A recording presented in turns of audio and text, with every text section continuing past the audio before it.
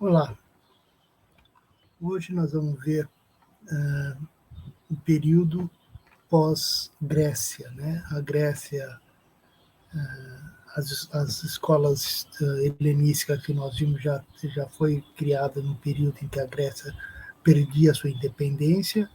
Ela vai ser dominada num primeiro momento pelos macedônicos, Filipe e depois seu filho Alexandre, e posteriormente por Roma, né?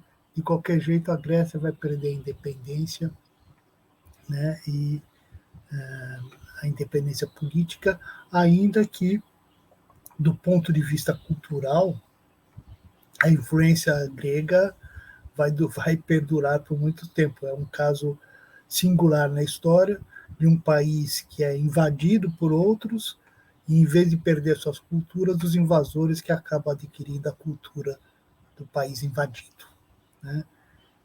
De qualquer jeito, após a expansão do Império Macedônico, né, Alexandre vai criar um grande centro cultural no Egito, que vai ser Alexandria, tá? Para onde ele vai levar todos os textos e todos os conhecimentos que ele conhece nas conquistas dele, vai levar para essa Alexandria. Parte dos filósofos gregos vão migrar para Alexandria, principalmente o pessoal ligado à matemática, à física, à astronomia, né, à cosmologia de uma forma geral, vão todos migrar, esse conhecimento vai todo migrar para Alexandria, né, que vai ser um grande centro cultural, né, até o surgimento do Renascimento, vai ser um grande centro cultural e influenciador, né. O primeiro cálculo da esfericidade da Terra foi feito por Aristarco, que era um grego que vivia em Alexandria, né? Enfim, vai ser um centro irradiador de cultura. E o outro grande centro irradiador de cultura vai ser Roma, né? Mas aí Roma vai ser caracterizada pela absorção tanto da retórica e da gramática, como da ética e da filosofia política, né? Os romanos não se encantaram pela parte especulativa da filosofia, pela matemática, pela cosmologia, né? Enfim, pela física, o conhecimento dos pré-socráticos de uma forma geral era condenado até em Roma, tá? E os romanos praticamente não conheceram isso e não absorveram esse tipo de conhecimento. Então, o mundo antigo vai ter esses dois grandes centros. Na parte mais especulativa da filosofia vai para Alexandria, e a parte mais prática da filosofia vai para Roma, né? Os romanos se encantaram com os sofistas, se encantaram com o conhecimento ético e político, principalmente da escola estoica e da escola epicurista, né? Essas duas escolas filosóficas gregas vai ter uma grande influência no desenvolvimento do pensamento romano, né? Então, o mundo antigo vai ficar dividido nessas duas partes. A peculiaridade de Roma e a importância de Roma, né, ela é a que traz o grande sistema político que até hoje até hoje nós conseguimos, procuramos imitar e seguir, que é o sistema republicano, né? A grande invenção romana foi a república e os tribunais de justiça, né? Os tribunais de justiça como nós conhecemos hoje, com juiz, advogado, procurador, é uma invenção romana também, tá? Então, o que Roma, a grande contribuição de Roma para o pensamento, né, foi a república, né, é um conceito e original do pensamento romano, né, uma criação bastante original, né, e os tribunais de justiça, né, com juízes, procuradores, advogados, né, que é o que prevaleceu. A nossa forma de justiça é inspirada na justiça republicana romana, né? Então, o que a República cria, né, é a política com a ideia de representação, né, por classes sociais e depois por região, né? A República como sistema aristocrático, tá? tendo a tribuna do povo, onde as pessoas vão lá disputar seus interesses, deliberar sobre as leis, e o Senado, né? O Senado como autoridade, né? O Senado como autoridade por mérito, né? Você chega a ser senador por mérito, né? Normalmente com mais de 60 anos, né? Você você tendo servido o exército, participado das guerras, né? Financiar uma centúria, né? Era isso que fazia com que você pudesse virar um senador, né? E a ideia da república é que os homens são governados por leis e não propriamente por os homens. Somos todos iguais, estão todos submetidos à res pública, res é coisa pública, né? Ou seja, tanto o Estado como os governantes, assim como os particulares, devem obedecer às leis. E o seu não cumprimento, seja pelo governante, seja pelos particulares, cabe à sua retirada da vida pública. Não? Então, nós somos todos iguais perante as leis é para todos, tá? E todos têm que participar da vida ativa, da vida civilizada da República, né? Então, tanto as pessoas privadas, assim como os governantes, devem cumprir uma função social, atendendo ao interesse público. Caso contrário, serão punidos, né? São atividades complementares, a atividade pública e a atividade particular, elas são complementares, e o que cabe ao Estado e o que cabe aos particulares administrar e gerirem está estabelecido pelas leis. O que o Estado deve fazer e o que os cidadãos particulares devem fazer. Isso está estabelecido pelas leis. Tá? Nem o privado, nem o estatal se contrapõem ao público, quando numa república autêntica, que faz tudo girar ao redor do bem comum. O que se contrapõe ao público é a vida clandestina, né, que é a corrupção, aquilo que se realiza à revelia das leis. Tá? O veneno da república é a corrupção, é quando os cidadãos perdem as virtudes republicanas e se deixam levar apenas pelos interesses particulares. Tá? Uma república exige virtude dos cidadãos, que sejam honestos, corajosos, patrióticos e atuantes para a manutenção da república, pois não depende apenas das instituições, mas de pessoas virtuosas atuando nas mesmas. Né? Nem boas leis podem realizar o justo, se pode ser desvirtuado pelos seus agentes responsáveis. Então, o que a república exige é virtude dos seus cidadãos. O espírito republicano é de cidadãos virtuosos, virtuosos do ponto de vista político, ou seja, participativos, que atuam na defesa das leis, tá? Que atuam na defesa da República. Tá? Todos os cidadãos têm que pegar em armas para defender a República dos seus inimigos, né? Todos os cidadãos são responsáveis pela continuidade, pela manutenção da República e das leis, tá? E se o povo se a sociedade civil não tem virtude, a república definha, né? É o que faz a república decair, quando o povo perde suas virtudes políticas, né? A república, inclusive a República Romana, caiu exatamente pelo decréscimo das virtudes dos seus cidadãos, que começaram a se interessar mais por guerras e rapinas do que pelas antigas guerras pela preservação da liberdade republicana, né? Porque quando a República Romana começa a fazer rapinagem, invadir para conseguir bens e não mais apenas agir para a defesa da sua liberdade. Né? Quando essa República Romana começa a ter interesses na guerra, a guerra ser uma fonte de renda, uma fonte de enriquecimento, tá? É que começa a decair a vida republicana. Né? A riqueza das conquistas fez decair o espírito da abnegação republicana e crescer o gosto pelo luxo e a ostentação. Tá? Não mais se sacrificar pelo bem comum, mas com dinheiro pagar para alguém, para que alguém o faça. Né? Não mais ir para a guerra, mas pagar pessoas para serem soldados do exército. Não mais ir para os postos distantes, longínquos, nas fronteiras, né?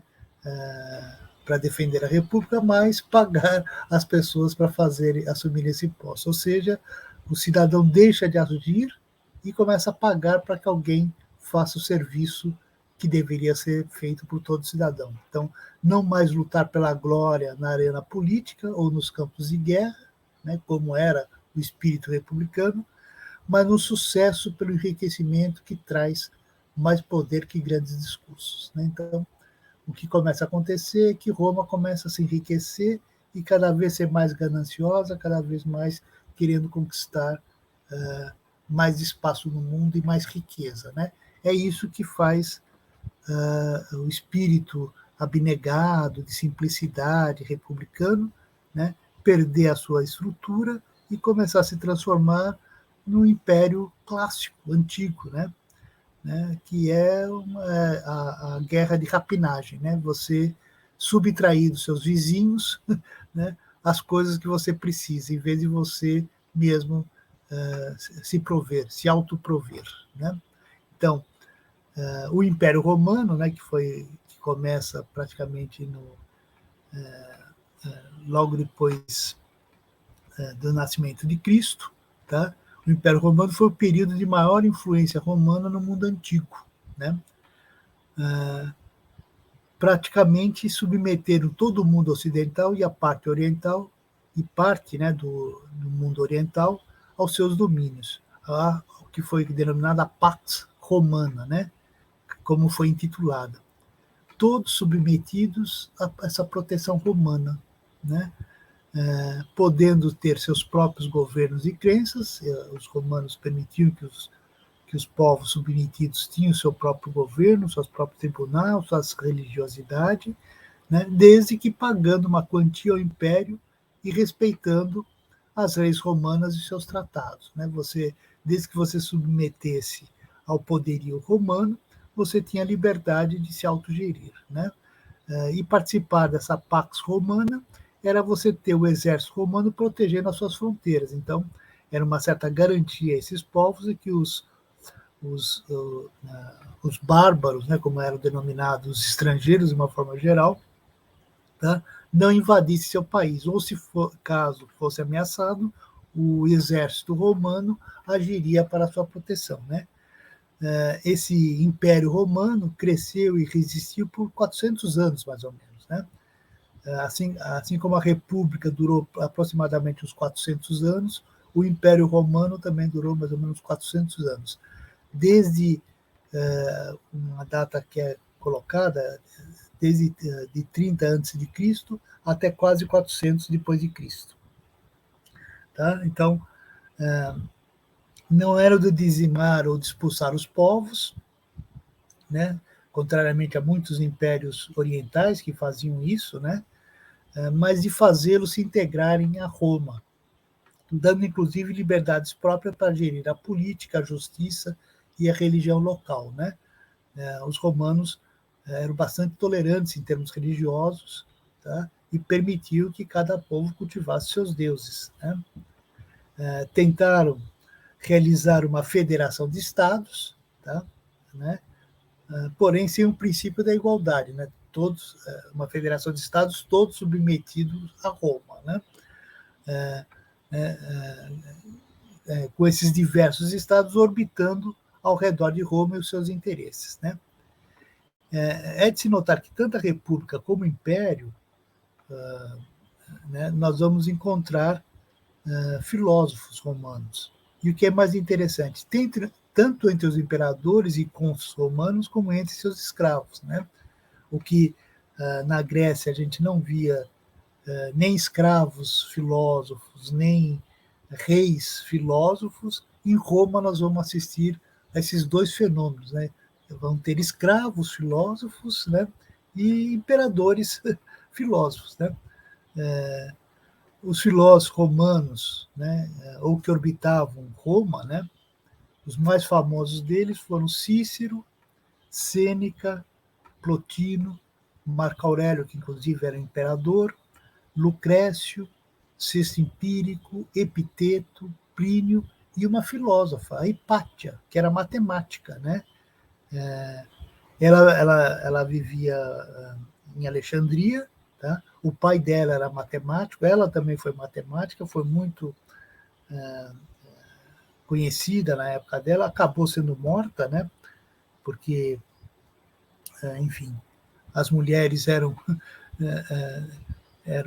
submetidas na época, e ela tinha uma certa independência intelectual, moral, política, né, que ameaçava a estrutura patriarcal, né, da antiguidade, né? Mas ela foi uma filósofa, né, uma matemática que habitou nessa época, né, do domínio romano, né?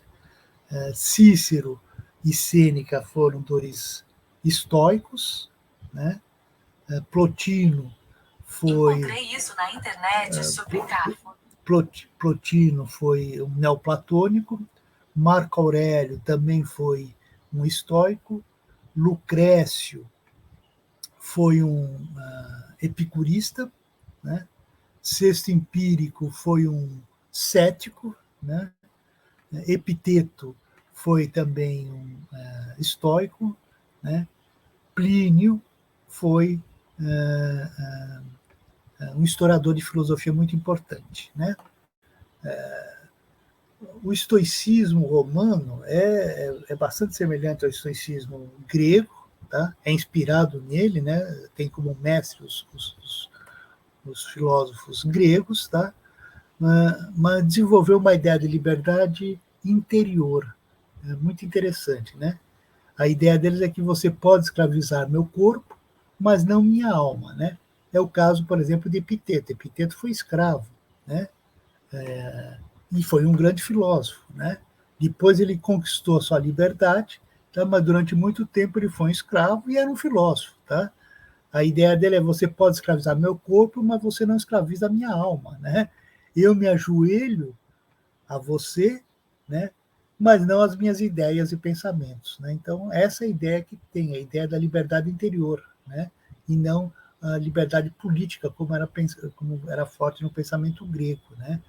A liberdade é fundamentalmente, para esse pessoal, para essa corrente, um estado de espírito, onde se está submetido apenas à razão e seus ditames, né?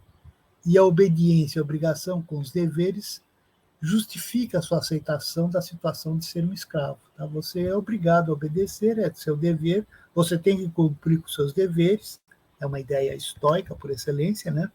Os deveres para consigo próprio, os deveres para com os outros, tá? Então você pode se submeter, né, obedecer ao outro, e nem por isso você deixa de perder a sua liberdade interior, tá? A sua forma de pensar autêntica, né, e autônoma, né? E ainda que considere um erro e uma injustiça a existência de escravos, que é um pensamento por excelência dos estoicos, né? A escravidão é um erro, é uma coisa que vai contra os direitos naturais, toda criatura tem o direito de ser livre, inclusive todos os homens, tá? Aceita resignado a ordem das coisas, onde alguns homens se submetem aos outros para se manterem vivos, né? Então, por que você se submete? Para não morrer, tá? É uma coisa legítima a ser feita para preservar a própria vida, tá? Então, ele não precisa ser liberto, tá? Mas atuará dentro de suas forças argumentativas para fazer com que o senhor perceba o equívoco que é a escravização, tá? O filósofo estoico, mesmo sendo escravo, não deixará de lutar pelo fim da escravidão, porque a escravidão é um equívoco, é um erro, tá? Do ponto de vista moral, principalmente, do ponto de vista ético, né? A submissão de vários a um só é um profundo equívoco, né? E a força é incapaz de fazer justiça, né? Apenas impor vontades, tá? Então, o direito não se faz através da força, o direito se faz através da persuasão e convencimento, tá? E a pessoa não precisa dessa liberdade exterior, tá? E ainda por cima deve atuar para que o Senhor se liberte de suas ideias erradas, tá? Ele é claro que ele vai lutar pela liberdade, mas ele não necessariamente precisa dessa liberdade exterior, tá? Por quê? Porque ele se liberta internamente, você se liberta dos seus pensamentos, tá? Você produz suas próprias ideias, independentemente das forças externas, né? De qualquer modo, a leitura dessa filosofia romana nos traz à tona a forma de pensar os diversos fatos que ocorrem na nossa existência, tá?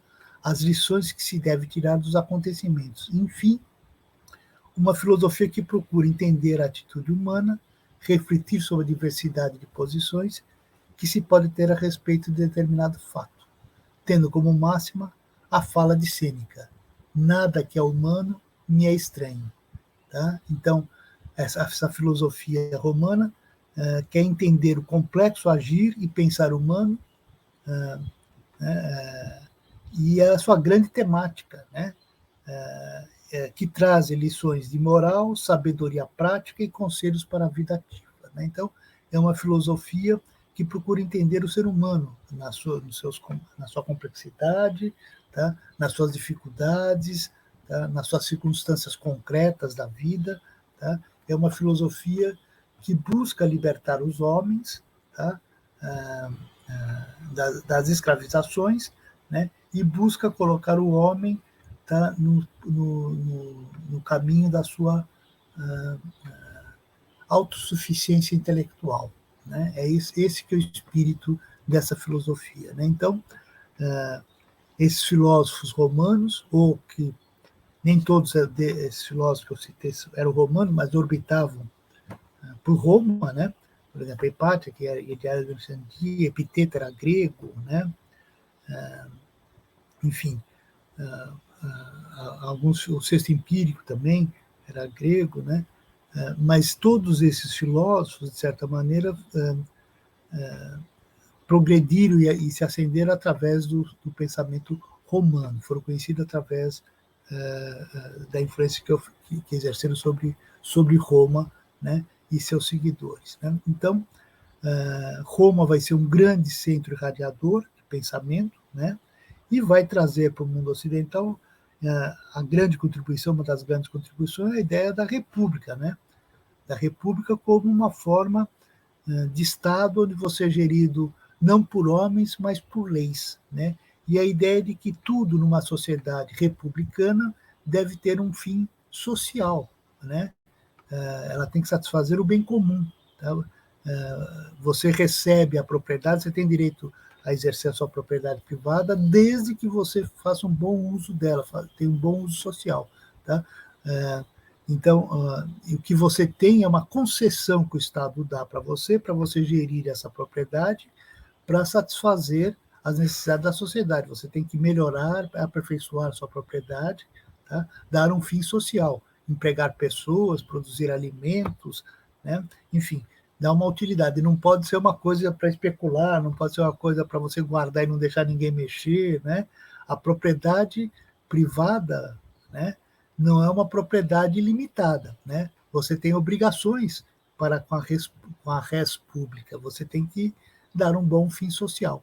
Tá? Você não pode fazer coisas que prejudiquem a sociedade na sua propriedade privada, porque aí a sociedade, ou melhor, a res pública, retira a concessão que ela foi dada. Né? Então, se você não faz nada com a sua propriedade privada, o Estado tem o direito de desapropriar e dar um outro fim social para essa propriedade. Tá? Por quê? Porque ela tem que cumprir uma função social, ela tem que servir para o enriquecimento da República, né? Ela tem que ser útil, né, e boa para toda a sociedade. Né? Esse é o espírito republicano. Né? E várias coisas que a República trouxe. Né? A ideia da representação política, que eu, como já coloquei um pouco antes, né? Os gregos, por exemplo, não tinham essa ideia de representação política. A democracia era participação direta, cada um ia lá e falava na Assembleia. A República, né, criou a ideia da representação política. Por quê? Porque é um Estado maior, não dá para todo mundo participar, você elege uma pessoa para ir na tribuna do povo, defender os interesses da sua categoria, da sua região geográfica e tudo mais. Né? A ideia da representação política é uma ideia que surge em Roma. A ideia das classes sociais também é uma criação romana. Né? Inclusive, o proletário vem de prole, né?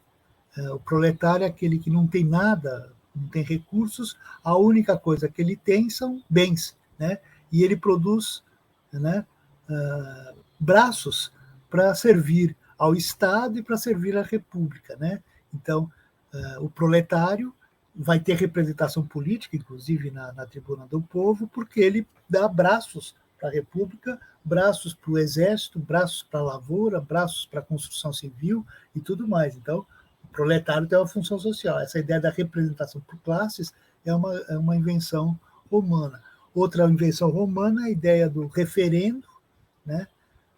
A Tribuna do Povo discute as leis, mas quando não há um consenso a respeito disso, você coloca essa lei para o referendo popular. Se o povo referendar a lei está aprovada. Se o povo não referendar, não está aprovado. Ou quando o Estado, a República, não consegue chegar num consenso, você faz o plebiscito, que é outra invenção romana, né? Plebe, né?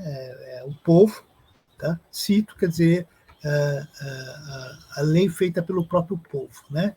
Então, quando a Tribuna do Povo não consegue chegar numa ideia, não consegue deliberar, não tem uma maioria sobre alguma coisa, você submete as ideias ao plebiscito. Aí o povo é que vai deliberar o que vai ser adotado. Então, essas ideias republicanas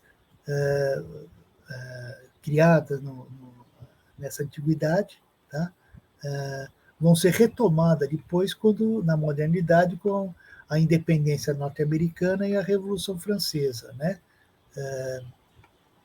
São ideias que são inspiradas nessa República Romana, um pouco diferenciada, né, nessa República Romana, mas inspirada nessa República Romana, que vai estabelecer o nosso sistema político contemporâneo, né? As repúblicas que nós temos hoje é de fundo romano, né? A ideia de que a coisa pública tem que ser para o bem comum, todo mundo tem que usar seus bens para o bem comum, e se você, de certa maneira, agir contra o bem comum, você pode ser desapropriado dos seus bens, né? Então, a res pública estabelece que tanto o público, que tanto o privado quanto o estatal tem que obedecer às leis. Estamos todos, governantes e governados, submetidos à lei. Se o governante não obedecer à lei, ele é destituído. Se o povo não obedecer à lei, ele é preso, né? Ou excluído da vida social, né? Então, essa é, digamos assim, a grande contribuição que os romanos trouxeram para o mundo ocidental. E os filósofos romanos, né, boa parte deles, boa parte não, mas a maioria deles só se preocupou com a parte da ética, filosofia política, ou com a parte da retórica também, tá?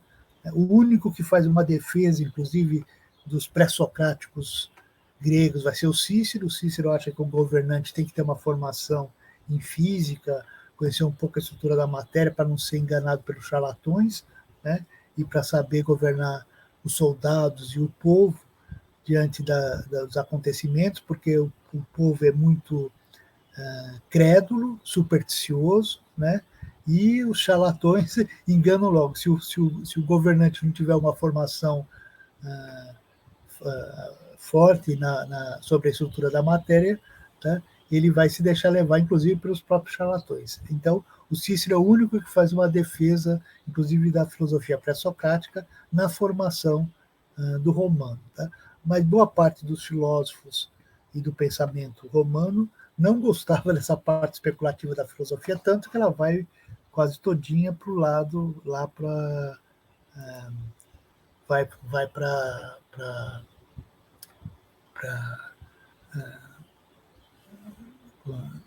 Alexandria, né? Alexandria que vai ser outro grande centro filosófico. Em Alexandria, tá?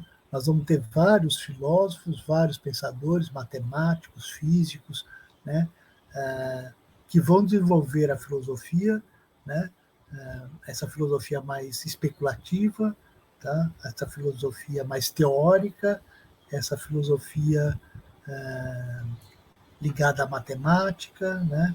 E que vai dar os grandes herdeiros dessa filosofia vão ser os árabes, né? Mais para frente, né? Os árabes é que vão se inspirar nesse conhecimento, né? E vão de certa maneira, desenvolver, inclusive, boa parte desse pensamento, né? Então, Roma não se interessou por essa parte da filosofia, ela ficou só com a ética, a filosofia política e a retórica, né? E a gramática, né? O pensamento sofístico. Isso cresceu bastante, foi desenvolvida pelos romanos, e a parte mais especulativa, metafísica, né? Matemática foi mais migrou quase toda para Alexandria, né? Que vão ser os dois grandes centros na antiguidade depois do fim da Grécia. O fim da Grécia em termos de produção cultural, né? A partir da invasão dos macedônios sobre a Grécia, né? A importância da Grécia vai decaindo, ainda que a influência do pensamento grego vai